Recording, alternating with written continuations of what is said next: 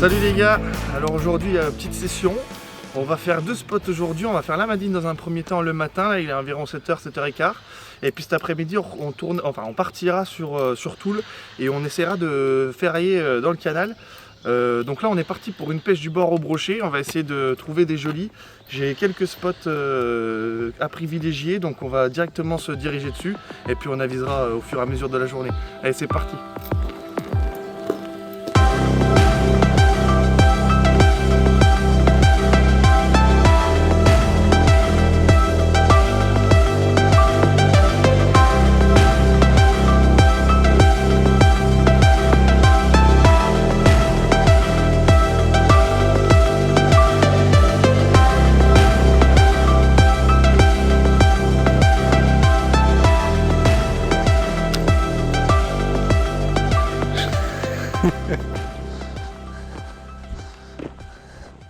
Tu vois, là-dedans, je te mets au défi d'arriver à poser ta chaise de con.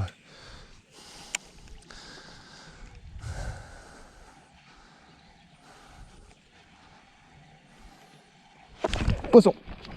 Premier lancé.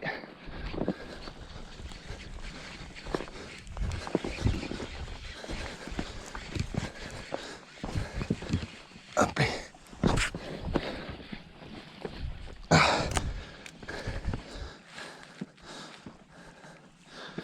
Merde.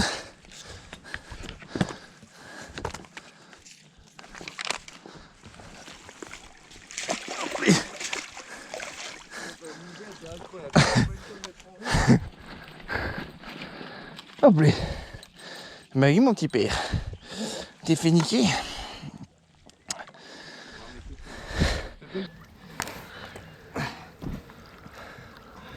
Voilà. Et ben, petit poisson là sur le premier lancer, alors ça porte pas bonheur en théorie. Sur le premier lancer sur la zone là c'est vraiment la mise à l'eau. Je sais pas si on peut voir, il y a les bateaux qui se mettent à l'eau ici. Mais ça veut rien dire, c'est une super zone. Je voulais commencer par celle-là, ben, on a bien fait. Je vais tout de suite leur mettre à l'eau parce que j'ai pris un peu de temps à le décrocher. Et on va le laisser repartir tranquillement. Hop.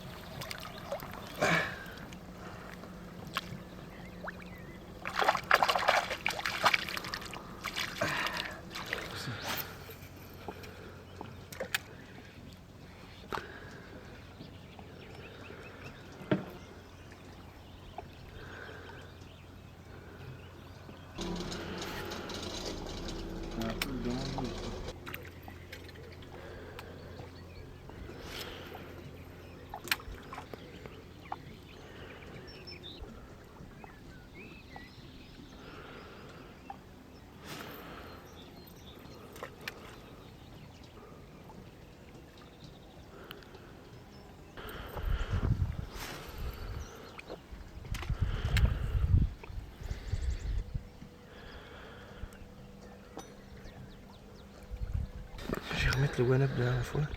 Il y a encore 2-3 poissons à prendre.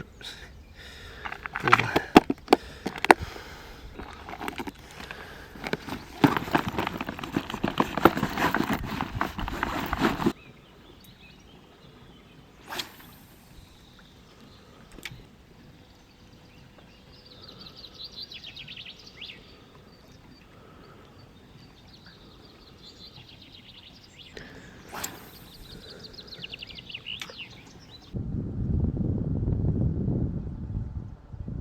Bon, là on a bougé, on a fait la première zone que je voulais faire, du coup on fait ce brochet très rapidement sur le premier lancer. On a un petit peu insisté sur la zone 15-20 minutes, ça n'a pas donné. Je voulais de toute façon venir ici, donc on a traversé toute la zone du port, etc., du lac pour revenir sur l'autre côté de la digue. On était venu ici pêcher sur une de mes dernières vidéos, là, notamment celle de la fermeture. On avait fait une belle pêche, on va voir si c'est le cas aujourd'hui. J'ai pêché un peu plus gros. Là on a un leurre de 16 cm. On va essayer comme ça et puis sinon je passerai en spinning pour lancer un peu plus loin. On va voir ce que ça donne, c'est parti.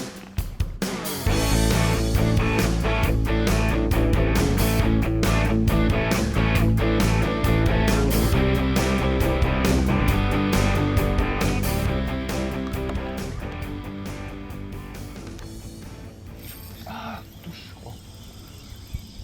Je suis pas sûr mais il semble avoir pris une touche là-dessus. Ouais, je crois.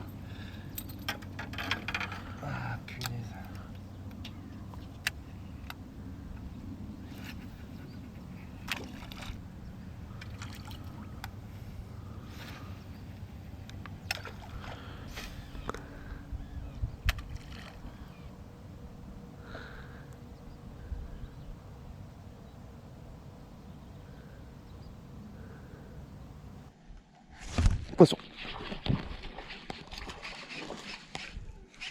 J'avais dit celui-là il résisterait pas. Et puis je me suis dit aussi que... Ah vas-y, on l'a fait.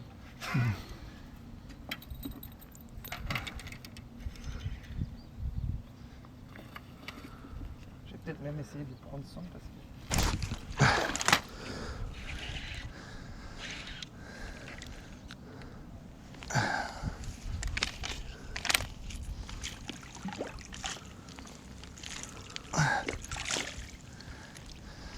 Voilà. Je ne décroche pas. Merde la pince. Vite. Parce que je veux pas qu'il s'en mêle. Ouais.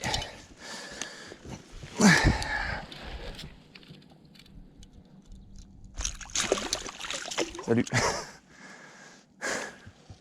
Ah merde. C'est pas grave. Donc là, ce poisson, je le prends, enfin, je le déclenche une première fois sur le Rock Vibe, là, monté en texan, avec ma palette derrière, en passant au-dessus des potamos. Là, on a une super zone avec vraiment beaucoup d'herbiers. Et je prends une touche, mon leurre était neuf, par chance, je vois qu'il y a des traces dedans, donc je suis sûr que c'est un poisson à ce moment-là. Et du coup, je décide de lui passer un glide au-dessus de la tête, là, en passant doucement. Là, c'est un leurre de chez Biwa, je crois. Et donc je suis passé tout doucement au-dessus des potamos et il a bien voulu retaper, donc il a pris ce leurre là.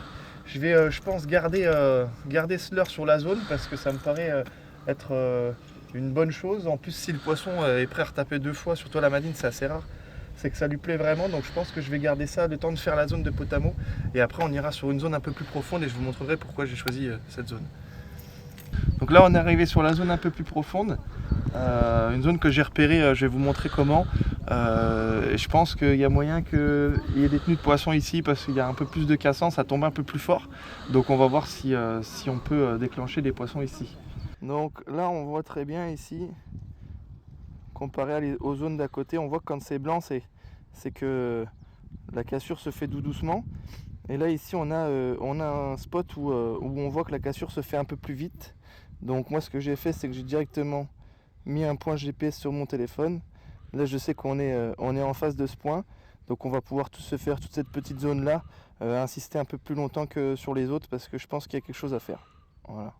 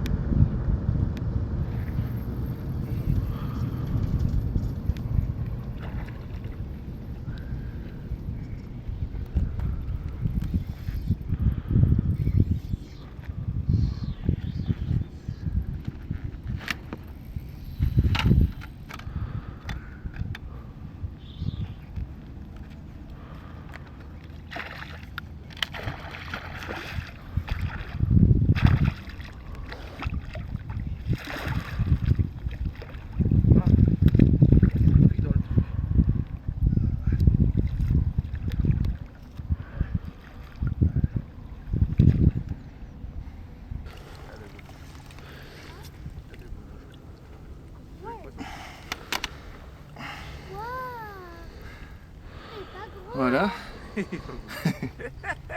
Ah ça va. Voilà, donc petit poisson. On voit qu'il a mangé, on sent une petite bosse là dans son ventre. On voit qu'il s'est nourri aujourd'hui ce poisson. Bon, petit poisson mais jolie touche. Après je suis sur une canne un peu plus légère. Donc ça, le combat... Après, on verra par la suite, mais tu viens d'annoncer avec le spot et la cassure et le fond, et tout de suite après, tu as eu des... Ouais. Donc on va le remettre à l'eau. Je vais le remettre tout doucement. Hop. Et mon pépé. Il va repartir tranquillement. Voilà.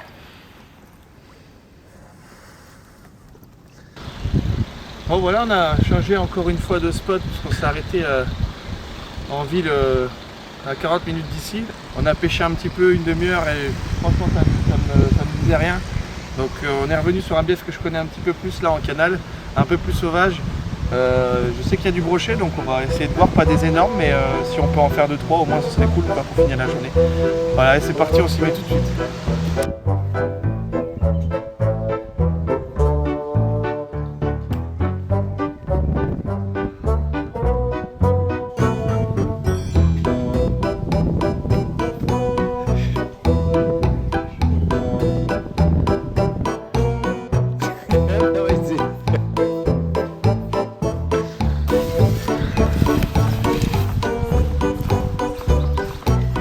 Putain, j'en ai vu du mauvais pêcheur, mais alors là...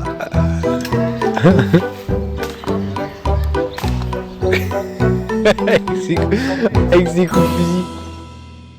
Bon bah les gars, après-midi compliqué, on aura vraiment donné ce qu'on avait à donner, on a pêché sérieusement, enfin plus ou moins avec la fatigue qui s'ensuit. Parce que déjà on n'a pas beaucoup dormi et puis la journée il faisait assez chaud quand même. Donc ouais, c'était assez compliqué. Après ouais, comme j'ai dit, on a donné le max. On a fait quand même une touche sur les biefs. Après voilà, une touche c'est très pauvre, surtout que c'était pas une grosse touche non plus. Que dire de plus? Peut-être que le choix n'a pas été bon. On aurait peut-être dû faire autrement l'après-midi, mais enfin on a essayé de diversifier un peu le contenu et puis voilà, on s'est trouvé à capot l'après-midi, mais c'est pas grave. On a quand même bien rigolé, puis on a pris le soleil quoi.